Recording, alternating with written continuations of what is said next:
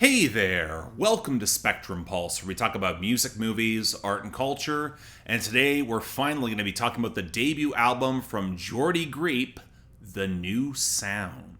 When Black Midi broke up in August 2024, look, I'll admit I wasn't as devastated as many seem to be. The band never landed the same level of emotional gut punch as some of their contemporaries. The online critical hype had long ago since gotten tiresome, and while I don't think they've got a bad album, I was struggling to hear a project that had that same wiry, deranged magnetism as Schlagenheim had back in 2019. And that meant I had some real reticence towards the solo debut of their frontman, Geordie Greep. I knew he was a pretty good writer with a distinctive lyrical style, but I also tend to give the side eye to frontmen who think they can outgrow their band pretty early, especially when said frontmen bring along a significant chunk of that band in order to help make the solo album. In this case, Seth Evans on production and Morgan Simpson on drums, alongside a murderer's row of session musicians. Now, the theme he was looking to explore was desperation. Men who weren't exactly unreliable narrators, but were rather kind of kidding themselves, thinking that they had it all together, all under control, which led more than a few publications who should really know goddamn better to coin this as an incel classic. I mean, that left me with more questions than answers. If those publications really wanted to dump on Rate Your Music, you can just say that out loud, you know. But the immediate critical acclaim from that quarter and the reported blurring of genres between singer-songwriter, progressive rock, yacht rock, tango, and jazz, it left me curious, so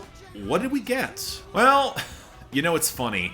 There is a part of me that absolutely understands the praise that's been shoveled onto this album in the same way that I got it with Black Midi. But it's probably the most I've appreciated anything from around them since Schlagenheim, albeit for different reasons. And yet at the same time, the more I came to appreciate the new sound, the more its stark limitations leapt to the forefront. Another reason beyond the length of the album why this review is so late. It kind of took a while for my opinion to stabilize on this, because it is a great project that might wind up overpraised for some questionable reasons. And I kind of want to start off with the writing, because for me, it's easily the most compelling that Greep has been in years, highlighting the solo singer-songwriter meta-narrative pivot right from the first track to highlight and then slowly deconstruct the egotism on display, where the man who's just deluded enough to think he's got everything under control in his life and art and especially love, well, you might as well establish it within himself in the second person and then highlight the pathetic futility of it all and his inability to be truly honest with himself and his situation, also echoed in the artistic obsession on the very next track, Terra. And that's before taking a series of vignettes through the men with the best of intentions, watching their desires curdle into obsession, which can have catastrophic effects for both themselves and everyone else, and where I think the incel branding is at least somewhat understandable, it comes with Greep's ambiguous framing. He's playing up the classic debonair showman, amping up his theatricality amidst mixes that have at least a veneer of some glamour. And while these characters can be pretty goddamn wretched, Greep not only knows it, he's asking the sly question of whether or not there's anything to connect with or empathize, especially for privileged men who think they might deserve the tragic romance of it all at the very least. And you know, that's not uncommon. From Steely Dan to Father John Misty, from Kyle Craft to Alex Cameron, from Matty Healy to Morgan Wallen, singer-songwriters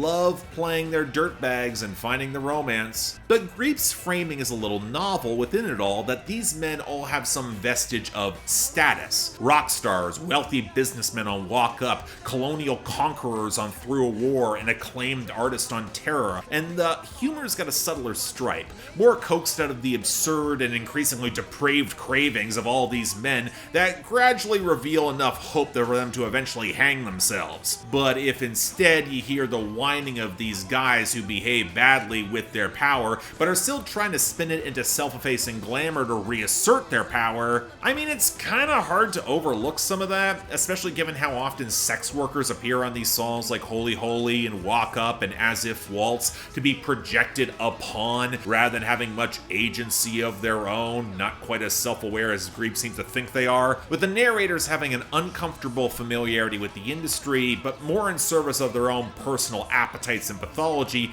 rather than anyone or the conditions within outside of themselves. It speaks to this larger preening self-absorption that would be apt trapped in the manic state these guys are in, but it also keeps kind of blurring that satire, where by the end of the album, Greep does a cover of an old and somewhat obscure Frank Sinatra song, If You Are But a Dream, trying to capture some of that sad, yearning romance. And look, in the larger context of the album, it's where the ambiguous sympathy becomes kind of a knife, kind of telling with the album art. Not helped by being an intentionally ramshackle Sinatra cover that kind of misses the fundamental understated poise that made Sinatra so great. Look, I've got unreasonably high standards for Sinatra covers, that's on me. But at the same time, The Magician is probably the key to the project, the penultimate song, and its extended 10-minute digression, because it identifies where at so many points these men ultimately get what they think they want, their privilege enables it, but it doesn't really satisfy them. Because they don't really know themselves, because they've never been really required to know themselves. And the real heartbreak that underscores a lot of this has never been properly healed, and he has been left to stew in the ennui. My bitch never got taken from me, I lost her myself. But on a similar downward spiral, JPEG Mafia does not want your sympathy, whereas Geordie Greep's characters seem to crave it. And that might be the point, to underscore their desperation to be seen as men of importance and purpose. But over this length can kind of test one's patience, especially on Motorbike, where Greep lets Seth Evans take over all vocal duties on the song, that it might as well be trying for an early Nick Cave cast-off for a little more swaggering machismo, and it doesn't match the erudite pretensions of Greep's protagonist on the rest of the album. It's a diversion, I get what it's doing, but I can't say it fully works. Now all of this is paired with the sort of jittery, frenetic music school progressive rock to accentuate all that desperation. The fidgety, arpeggiated guitar passages, the pulsing, jazzy grooves, the tasteful pianos but big brass, and percussion that spans larger clatters to something a little bit more textured and interesting. Even getting to the interlude Bongo season that was just self-indulgent enough to test my patience. Another factor of this album running a little bit longer than it can credibly sustain. And this is also where I probably have my biggest frustrations with the new sound, because the larger metatext of desperation, it also seems to kind of bleed into some of these compositions. These are cuts that refuse to get out of their own way and really let themselves breathe, really let a strong melodic motif in the guitars or the pianos or horns really rise to the forefront before they're subsumed back in the jam. Like, I like how manic the Barry Manilow homage of Holy Holy is, look back at Copacabana. I like the theatricality, tango, and lounge vibes that become increasingly depraved and wild on Through a War. I love the sharp juxtaposition against the bassy swagger with the delicate waltz strings that eventually breaks into this fuzzed out nightmare on As If Waltz, or the very 70s singer-songwriter vibes of The Magician. They're truly striking, even if it takes way too goddamn long to finish up. I appreciate a lot of the showy bombast, or how the title track is a charming jazz prog experiment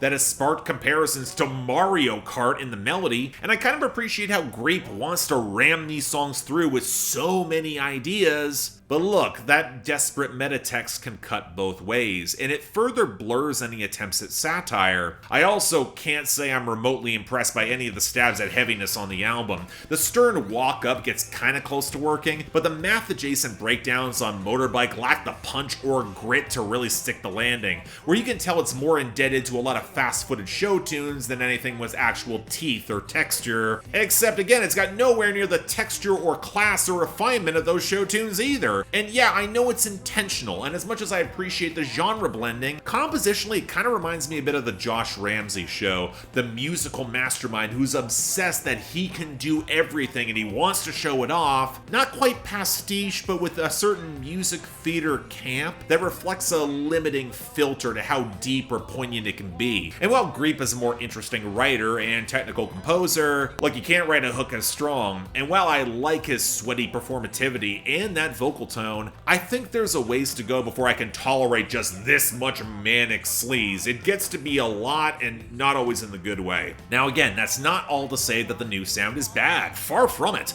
I think this is pretty damn close to greatness with a sort of brazen ambition that leaves everything on the table like a proper, fully committed debut. Oh, you know what? Come to think of it, it really does have the feel of a debut album that runs too long with a few too many undercooked ideas where the strengths aren't fully known yet, but there's so much gusto and flair that flies in the face of good taste, you kinda have to respect it. I think I prefer it more in pieces than as a composite whole. The length can definitely get wearisome with so much going on at full speed. More prog or math rock fans might get into more. One of the reasons it also took so goddamn long to get this review done is that there's a lot to digest, but you're not gonna hear much else like it, for better or for worse, this year. I'm also not sure I'm gonna place it among my favorites of 2024 just yet, but it's overflowing with so much color that I think it could very well get close. And if you're looking for, well, quite the experience, this is worth a shot. Not sure I'm all the way there with the new sound by Geordie Greep, but like a fungus, I think it might be growing on me. It's worth a shot. So yeah, thanks a lot for watching. If you want to see more, please be sure to like, share, drop comments, subscribe. Yeah, a little bit surprised that I finally got around to this and that I had this much to say, but again, when the album's an hour long and tries to do so much, you kind of want to give it the full and proper time. I'm curious where y'all fall on it in the comments down below. Again, apologies that it is as late as it is. Beyond that though, anything else I might be able to do to improve my presentation, I'm all ears. If y'all want to get involved in helping get albums on my schedule so I can cover them a little bit sooner, or, you know, other things like helping support the channel, getting involved in my Discord. YouTube memberships offer that in the higher tiers, and Patreon largely offers it for the majority. Once again, no obligation, tough times, but the option's available. Till then, I'm Mark, you're watching Spectrum Pulse, and I'll see you next time.